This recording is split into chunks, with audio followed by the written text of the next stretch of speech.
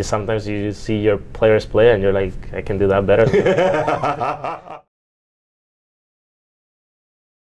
Playoffs time is here. You guys now are tied for the top seed in the league. What are you guys working on specifically? You know, not specifically to give away strategies, but like, what is something you fixed? How about that? I think we haven't really like had a glaring issue that we have been like trying to work on and fix. It's been more about like trying to figure out what's best in the meta, and then just like, you know, grinding games on the champions and trying to understand like how the strategy should play out together, like what champions are stronger and how we want to approach our game plan given what draft we like fall into. Yep. Like, you know, there was like the Maokai, Jace, Varus thing that was running around, everyone's poking. Yep. There's Sejuani for some time. There was this like double AD carry lanes. So there's been a lot of things that require different strategies, and we've just been working on understanding how we, you know, should like approach the game given what the enemy has and what we have. Well, one way to help you with approaching the meta and expanding what you can play is bringing in a new player in EMENES who has come in and now has, in a previous interview with me, said he prides himself on having a big champion pool and being able to do things that other players can't. What in your opinion, has been some of the ramifications of that change? Honestly, like we were 7-2 with Diplex, so we were still doing pretty well with him. And he was playing a lot of champions for us too. Like EMENES coming in is like a little bit different in terms of champions, but not to say that Diplex didn't have a big champion kill, because he did. Right. It was just more that like EMENES is very, very, very good, and he just deserved a shot. Like if we want to, you know, be serious about having the best chance possible at being successful, we should give him a shot, right? Like there's one thing that's like scouting abroad and online, and another thing is when you see the day-to-day. Yeah. So I mean, that's kind of why we like put him in, and he just seems to have like a good understanding and like be more like in sync with the rest of the team, and how he views the game and how he wants to approach things. And he does bring a lot of points of discussion because he is demanding too, but it gives us like a more, you know, tools for us to kind of like mash everything together. Sure. So yeah. Along that point, and you know, to one more question on EMENES, one of the big things that he hammered home was the amount of trust and the feeling of trust that Cloud9 has given him. Was there a moment or a time where you've had that opportunity to be like, hey, I'm entrusting you with this, and it clicked or something like that? Because he brought it up like 3 or 4 times in our interview. I'm not really sure what he means. I feel like I'm just very straightforward with everyone. I mean, the situation with Diplex really sucked on my end because I'm the one that has to make the decision, and we were 7-2 coming fresh of a 3-0. Yeah. Right. But I had to make a judgment call, as that's my position. So I just told EMENES, like, you're in the main team now. It's your spot to lose. Congratulations. And that's like that's the trust. There was no like sweet talk or anything. That's just what it is. I don't really believe in like trying out like during the season. So I just wanted to, you know, just hammer it down. And if it's a fail, then I'll take the fall and we'll put Diplex back, whatever. Other than that, I feel like,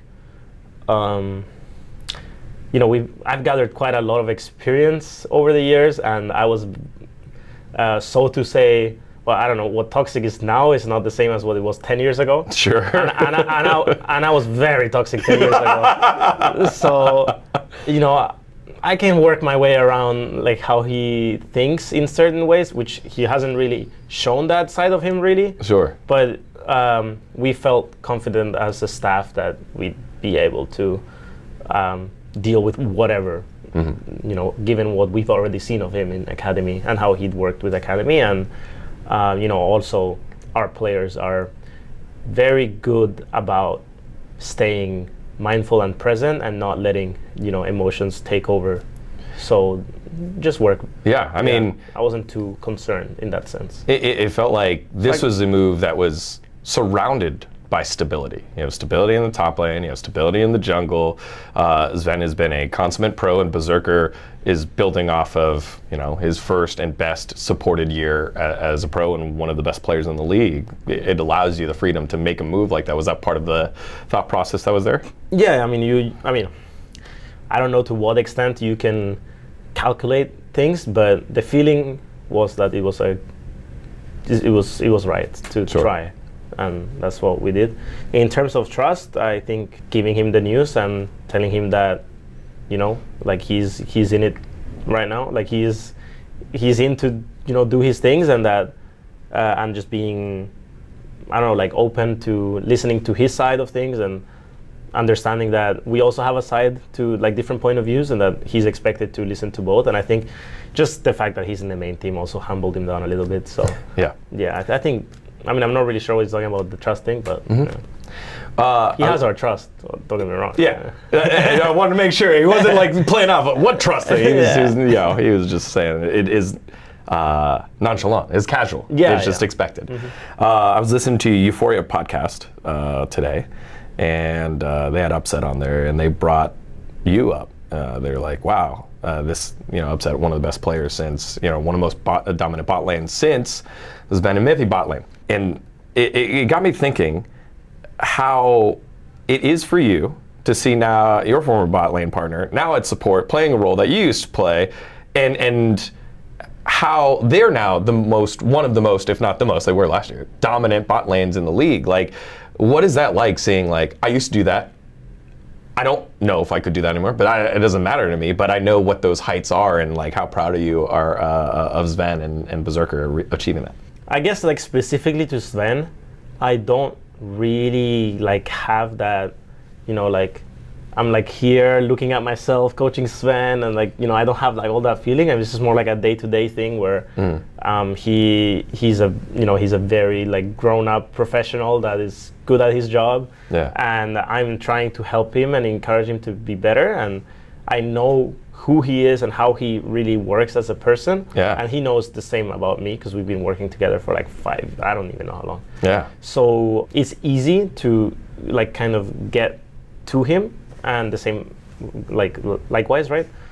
So that's the good thing. But other than that, I just think we are both have a very similar how we want to see the bot lane and what approach we have to the lane. So it is very easy to have a conversation, and Berserker has just picked up on Sven's like way of viewing bot lane and bottling things, and therefore it's very easy for me to just join and just have a say too. That's fun. Yeah. I am definitely that kind of person. Like, I'll catch myself being like, this is weird. Like, you know. So that's interesting that you're like, nah, we're locked in. It's day to day. What year was Origin? That was Origin. That was your first time together. 2015? 2015. Okay, there you go. First time. 8 years. Yeah. Well, we didn't work for like 2 years. That's right. That's true. That's true. Yes. So like we worked for 5 years together. Yeah. Somewhat. Yeah. Yeah. But yeah, I mean, we've kept in touch. And to close it off, you know, you've been now on the coaching side for a little while. How many years has it been? 3 years? 4 years?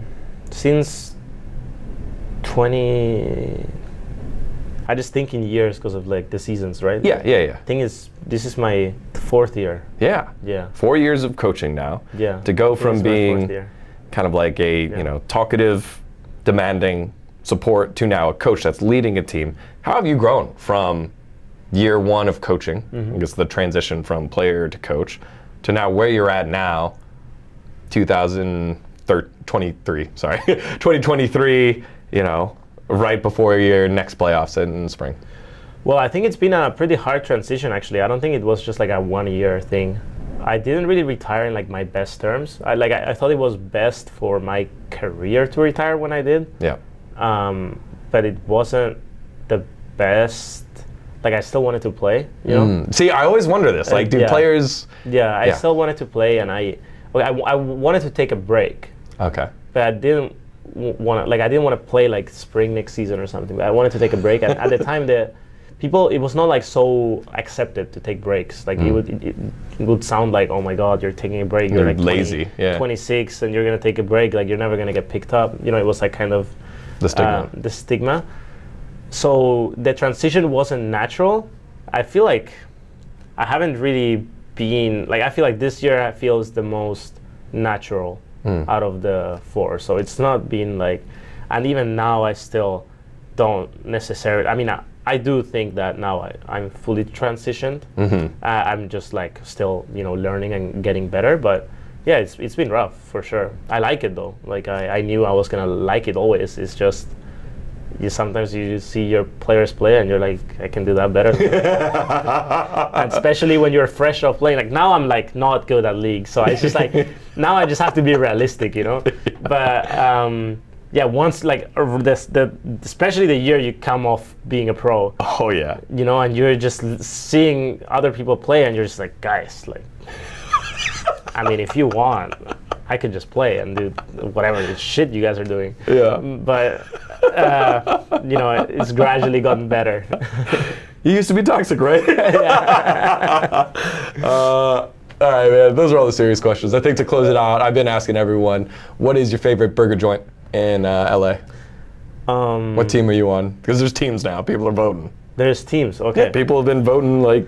So I have a confession to make. Oh no. And it's that I haven't had a burger in a long time. Okay. Which is bad. Yeah. Because burgers are awesome. In LA, for sure. But my latest okay. has been, which is not really a burger, it's like a chicken burger. Does that count? Sure. No, it doesn't. You're going to have to make another team, yeah. Oh, okay. Am I going to make another team here? That's bad then. Then I don't even have a team for like a meat. Okay, so now I'll give you a team name. Are you In-N-Out? Are you Shake Shack? Are you, what is the other one I'm missing? Five Guys? Are you Burger Habit?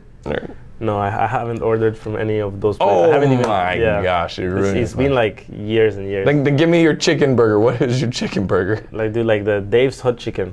Oh, okay. Yeah. That's all right. That was pretty bomb. When you order it, it's called a chicken sandwich. Yeah. Yeah, that's not a burger. It's not a burger. I mean, kind of, yeah. Okay. And then I ordered like a salmon one. Okay. Yeah. From Dave's Hot Chicken? No, from a different place. It's hand-packed salmon burger. It's pretty good. All right. Yeah. Well, there it is. That seems very coach, adult-like, maybe European of you, whatever. You know, that's fine. I'm gonna get a burger.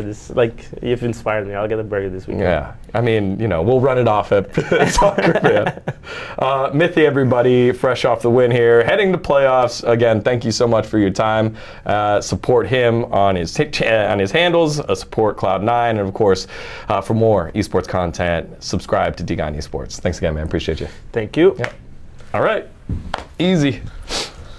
Sorry, a little bit longer, but it's just, you know. So, it's chill. I like these.